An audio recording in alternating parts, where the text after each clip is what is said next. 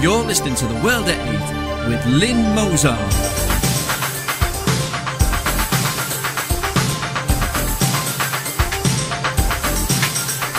The World at 8, the number one in nationalist news.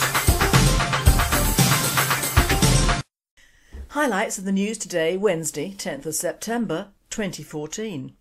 Reverend Nathan Ntege, 55, is accused of marrying almost 500 bogus couples. BBC reports 250 children at risk of grooming in Greater Manchester. At Britain's door, migrants defy French border crackdown. Austria's Vice-Chancellor Reinhold Mitterlehner calls to bring back Austrian border controls. Germany, leading destination of asylum seekers for the past 2 years, moves to tighten asylum rules. Has Egyptian President El-SISI found the solution to Palestine? An offer of land in the Sinai without Hamas. Majority of surveyed Chinese expect war with Japan. Australia arrests 2 in Islamic centre raid. Thought for the day, a multiplicity of mantras. And finally, 2 for 1 day Wednesday.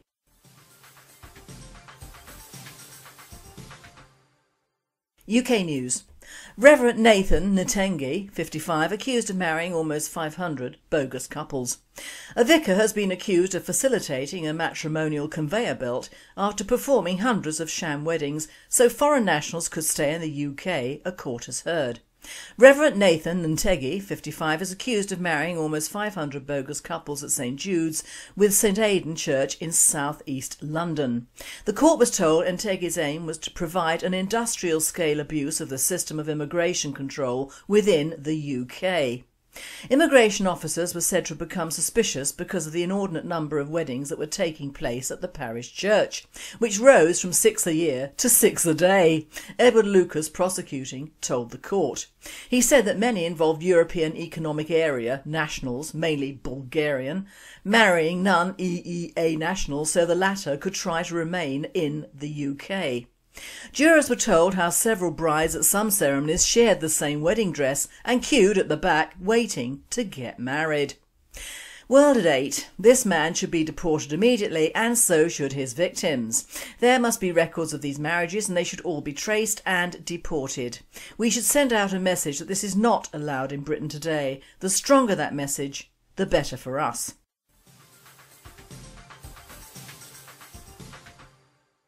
BBC reports 250 children at risk of grooming in Greater Manchester.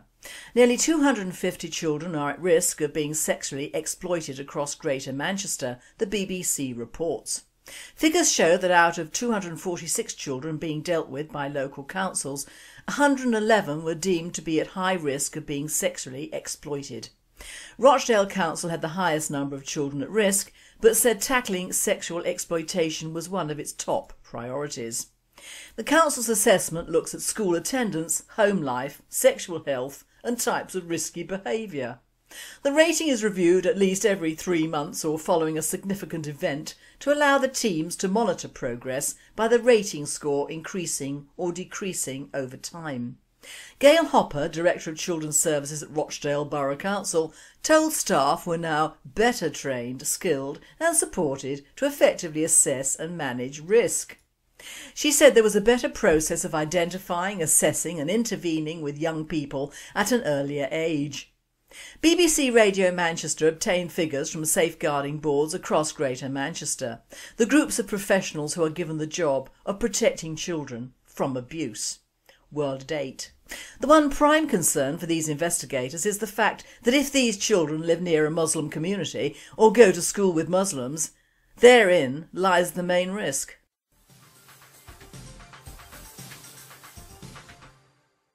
At Britain's door, migrants defy French border crackdown. It took Eritrean migrant Adhanomi Gabre 2 years and several brushes with death to reach northern France from his East African home. Now 35 kilometres from his destination, he says no border controls can keep him from reaching Britain. England is my goal, Gabre, 28, said outside his makeshift tent near the French port city of Calais. The question is not if I succeed but when, he said in English, adding he had tried at least 40 times since May. French officials estimate the number of illegal immigrants in Calais at 1,500, up by 50% in the past year, their numbers boosted by conflict in the Middle East and North Africa. The fact that Britain is not one of the 26 European Union members who have abolished controls at their common borders has long made Calais one of the flashpoints in that struggle. Aid workers say new migrants who travel from southern Europe through the free travel zone are East Africans who are poorer and less well connected than earlier waves of migrants from Pakistan and Afghanistan.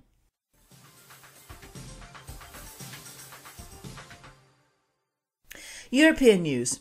Austria's Vice-Chancellor Reinhold Mitterlehner calls to bring back Austrian border controls. Austria's Vice-Chancellor Reinhold Mitterlehner has acknowledged that the number of refugees travelling through Austria into Germany presents a substantial problem and that the reintroduction of border controls might be something to consider. This comes after the CSU, the Bavarian allies of German Chancellor Angela Merkel's party, announced it is preparing a 7-point emergency programme, including reinstating border controls with Austria to limit the number of refugees entering Germany from the south. Bavaria's state premier Horst Seehofer wants to suspend the Schengen Agreement, which guarantees freedom of movement and abolished border controls between European countries, which have signed up to it, at the state's border with Austria. Many towns in Bavaria are complaining that they are now overburdened with asylum seekers and refugees. Under the Schengen Agreement and EU border regulations, refugees are supposed to remain in the country in which they first arrive, so that the burden can be shared amongst member states. But Italy has been accused of turning a blind eye to the refugees passing through the country, so they don't become a burden on its social security system. World at 8. Italy and France are turning a blind eye because the bulk of these illegals want to settle in the UK or Germany. They're not made welcome in Italy or France. Cancel the Schengen border altogether and make every single EU country responsible for its own illegals on their own soil. That should do it.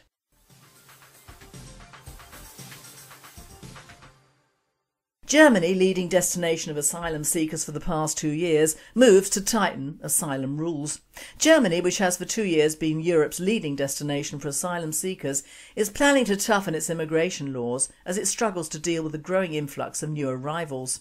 While Greece and Italy have called for more European funding to help deal with the flow of immigrants arriving on their shores, Germany is readying steps to tighten rules for applicants from 3 Balkan states.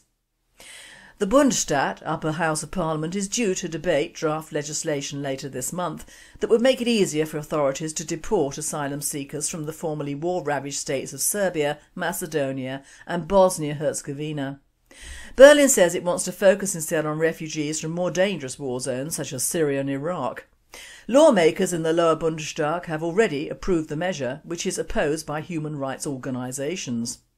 Ministers from Germany's 16 regional states held 2 days of discussions on the issue, ending on Friday. Serbs, often from the impoverished Roma minority, are amongst the biggest groups of asylum seekers in Germany.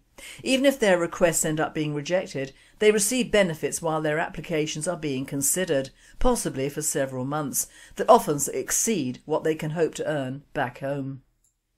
For the last 2 years, Europe's biggest economy has attracted more asylum requests than any other country in the European Union.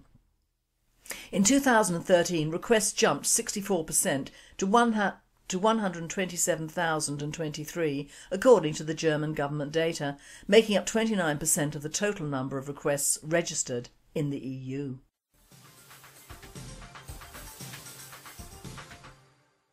World news. Has Egyptian President El-SISI founded the solution to Palestine?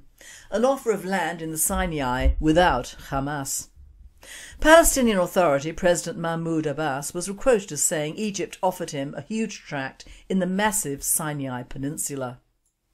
Parties on both ends of an extraordinary deal that could potentially bring peace to the Middle East. The gift of a huge tract of land adjacent to Gaza for a Palestinian homeland now say the offer was never on the table. Palestinian Authority President Mahmoud Abbas was quoted by the Palestinian Authority run MAN news service as saying Egyptian President Abdel Fattah al-Sisi offered up to a 617 square mile chunk of the Sinai Peninsula for a Palestinian homeland. The massive parcel of land would be 5 times the size of Gaza, where nearly 2 million Palestinians are crowded into a 139 square mile strip of land.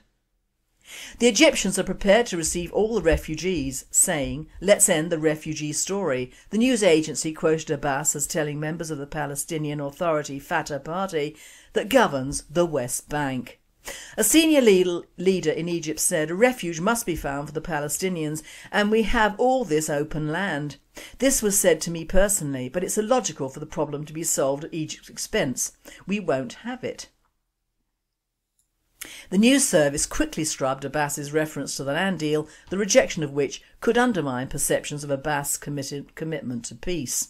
But the newspaper Israel Today, citing sources privy to the details of the proposal, said Abbas rejected it despite substantial Egyptian pressure to accept it. After the supposed proposal was highlighted on Israel Army radio on Monday, officials rushed to deny it ever happened. Another stumbling block for Palestinians is a proviso reportedly contained in the offer: no Hamas governance. Egyptians reportedly insist the Sinai land be demilitarised and annexed to Gaza on the condition that Gaza will be governed by the Palestinian Authority and not the Hamas regime that recently fought a bloodied 52-day war with Israel. World at 8. El-SISI is a good man and a sensible one. This chance should be taken by the Palestinians, but they won't. They will reject any solution because they don't want it. They want Hamas. They want war, and they want to be the butt of sympathy for the Islamic cause with all the aid and hype that entails. The Palestinians have always been a sore on the butt of Islam and seem to enjoy it despite all the deaths that might occur. Of course, if they took this chance, it might always move the Hamas problem into Egypt as opposed to relegating it to the Gaza Strip.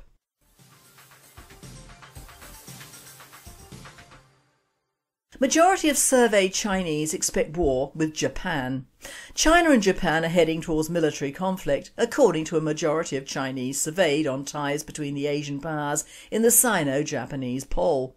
The Genron China Daily Survey found that 53% of Chinese respondents and 29% of the Japanese polled expect their nations to go to war. The poll was released ahead of the second anniversary of Japan's move to nationalise some of the contested Senkaku Islands in the East China Sea. Relations between Japan and China have soured since Japan bought 3 of the tiny islands which China claims and calls the Diaoyu in 2012. Japan defended the move as an effort to thwart a plan by the anti-China governor of Tokyo to buy them, but China accused it of breaching an unwritten deal to keep the status quo. According to the poll, which has been conducted annually since the last trough in Sino-Japanese relations in 2005, Chinese and Japanese respondents both said the biggest hurdle to relations was territorial disputes, although the number voicing that view declined more than 10 points from 2012.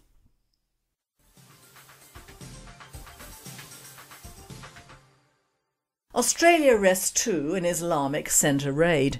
The centre is located in an area south of Brisbane which is due to host the G20 summit in November. Police in Australia have raided an Islamic centre in Queensland a day after the country's spy chief said he was considering upgrading the terror threat level. 2 men have been arrested on suspicion of terrorism offences, reports said.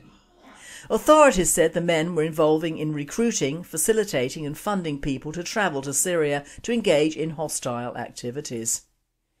Australia is working to stop people joining the Middle East jihadist groups. 2 men aged 21 and 31 were arrested at the Kra Islamic Centre south of Brisbane. Both will be charged with preparing for incursions into Syria, Australian reports said. The 21-year-old will be charged with recruiting fighters to join the conflict, while the 31-year-old will be charged with providing funds to militant group Jabhat al-Nusra. The raid took place a day after the head of the Australian Security and Intelligence Organisation, David Irvine, said he was assessing whether to raise the threat level. Australia has been at median since the threat level system was introduced in 2003, according to the country's national security website.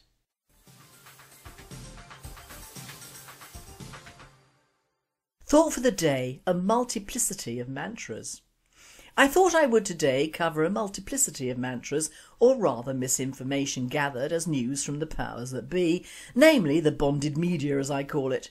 You see, the media, and especially the Daily Mail, give the general public some of the truth, in fact just enough of it to make them utter a word or two, and then the entire subject or subjects are forgotten and removed from that paper.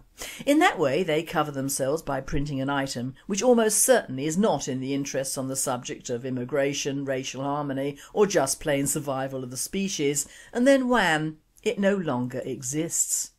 And as we all know, if something is not put in front of the GBP all the time, they cease to even think about it. So I'm bringing back the dead in reality to put before you. One of the most interesting ones is the article on Ebola fear as 21,000 African students arrive in the UK from the infected areas of Africa. Now, in the civilised world of a dictatorship, this would not be allowed to happen. You see, a dictator, whilst dictating to ordinary subjects and keeping things on a leash, whilst also infringing on the ridiculous EU human rights rules, would also keep his subjects safe from a foreign onslaught of disease. Pandemics occur regularly in the Far East and the shutters come down immediately. They are never mentioned again. However, Ebola will not go quietly into the dark night, and as the Professor Anthony Glees, Professor of Politics at Buckingham University, called for West African students to be held in their home countries until they have been cleared of Ebola and the 21-day incubation period has passed. Now, a lot can happen in 21 days. Students' identity can be forged or bought for money. There is really little one can do with a black face on a visa or whatever item they need to come over here to study. The rules, apart from financial ones, are very slack, and we have probably millions of ex-students living over here and having their rights to a family life already. Once over here, there is very little that doesn't border on the would-be fascist or racist lines to remove them, illegal or not. Now 21,000 equates to the 21 days of incubation, and we all know that Ebola doesn't present immediately. We could have as many as 21,000 incubatees arriving over here unchecked and unmonitored. Not only would they go to outside housing facilities in those towns, but into the universities themselves, and not one person would be safe. It is not possible to check, but it is possible to forbid them coming over at all, and I frankly do not care about their human rights to spread disease in a foreign country. I only care about not getting it, because as sure as God made little green apples, you can bet those bastards will get free medical care and us silver voters will get zilch because we are older and whiter. And although having paid into the health system all our working lives, it would give preferential treatment to the new foreign young.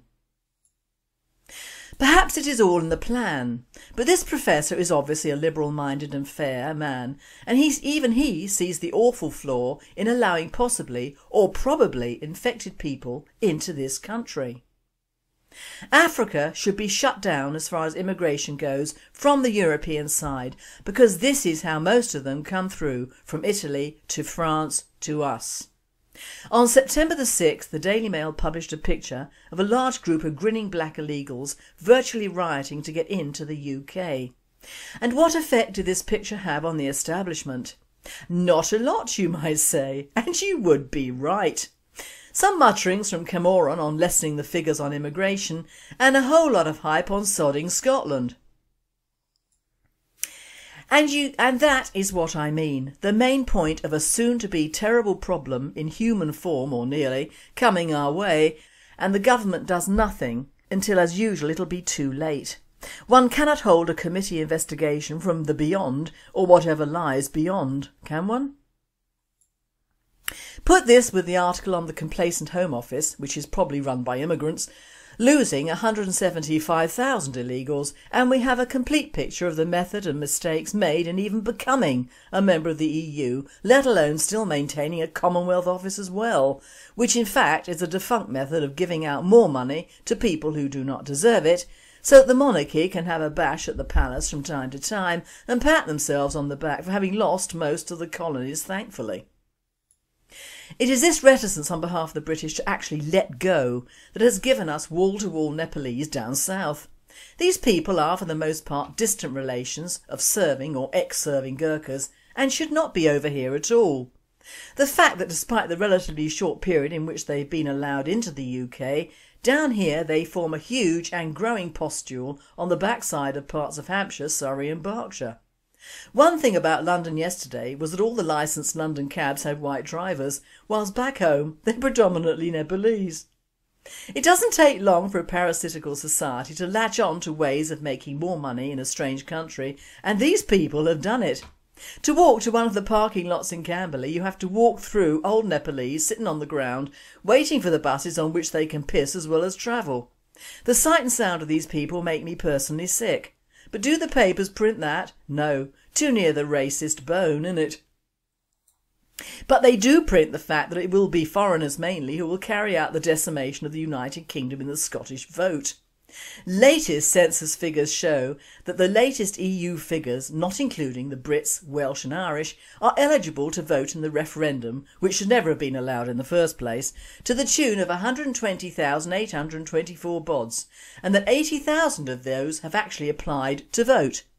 You can bet that quite a number of these are not of European descent but have come from or through Europe, and it is this huge amount of people who could sway the vote for yes or no in a country which is not their own and never will be. Now personally I couldn't give a flying F about whether Scotland stays or doesn't. We have paid for their awful parliament, they have free student grants, free prescriptions and free healthcare and better tax deals than us in the UK, so it really is just a ploy to get more. This they might do if Cameron bends over enough with enough Vaseline. Frankly, I would tell them to pee off and all the Scots from down here can go back there and stop claiming benefits and taking our jobs along with the immigrants and rebuild Hadrian's Wall and make sure they didn't come near the UK again. But then that is me and my fascist alter ego. And I might have Scottish blood, but I prefer to ignore that. The other point about a yes result is that then Scotland would join the EU and all the immigrants that we might stop if we came out of the EU would just pass through to Scotland and then down to the UK and better benefits. Just like the old days when Scotland and France were allies against the English. Talk about history repeating itself. The papers also named the Ripper, no not the Yorkshire one, the Jack one. If you were in Berlin in the 1930s, this article would have been a runner for the anti-Jewish propaganda guys. Wonderful. As usual they've steered it away from the royal family and the establishment to a poor Polish Jew. Now I'm not saying he wasn't Jack the Ripper as I wasn't there, but the one point I have taken exception to is the wording on the news of vulnerable victims.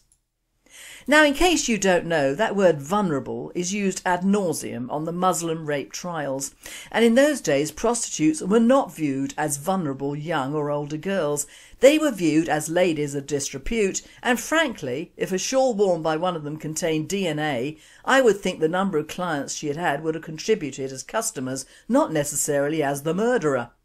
Blood and DNA can last for years and be for many reasons, and if she specialised in rough sex then any one of her customers could have killed her. This whole exercise has been carried out to provide some closure for the descendants of these victims. Crapola. It is an anti-Jewish message, pure and simple. It is also a lesson not to allow any immigration from any country in the future, and certainly not to capitalise on the few from the past. No one will really know, but this Jewish guy was certainly a very sick person who ended up mad and talking to himself in Yiddish and died aged 53 in 1919. Apparently he and his family were the victims of the Russian pogroms which were endemic throughout Europe, and they fled to London. Now he might well be the Ripper, but it was still hushed up then because of the large Jewish community burgeoning in London in those days, many of which were powerful people and did not live in the East End. But it shows the power of the establishment and how now they think they can release details of these murders. When will it be that the establishment release the true details of the Muslim communities and their encroachment into and on this country and its people? Is it still considered racial harassment to print or speak the truth? When will the police and CPS treat white Indigenous reports of black on white crime on an equal footing with white on black or Muslim on non-Muslim? Are we being subjected to a form of media blackout on subjects which could offend the Muslim, Asian or black communities? Do excuse the pun. The reporting on the Lee Rigby killing and the beheading of an elderly lady recently vanished quite soon from the initial horror. The Lee Rigby killers were only brought to justice, and many would say not really, due to the fact they had no shame and were filmed committing this murder and were even talking to their audience whilst waving their hands around covered in Lee's blood. There should have been no trial, and the police would have been in their rights to kill both these killers on the spot as they were a danger to the public. But did they? No. And did the media skirt around the fact they were converts to Islam and openly proclaimed that killing as homage to Allah? Yes, they did.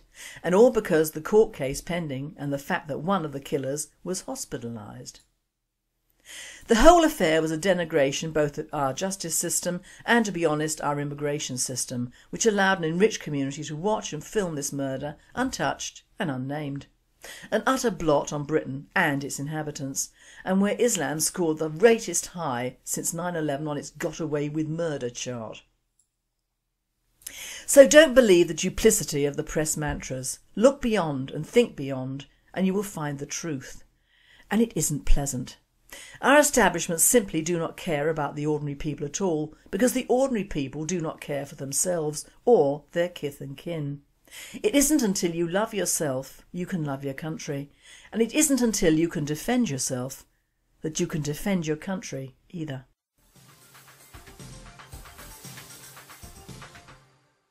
And finally, a 2-for-1 day Wednesday. US women's rights. In 1918 women had no rights. In 1914 women fought for their rights.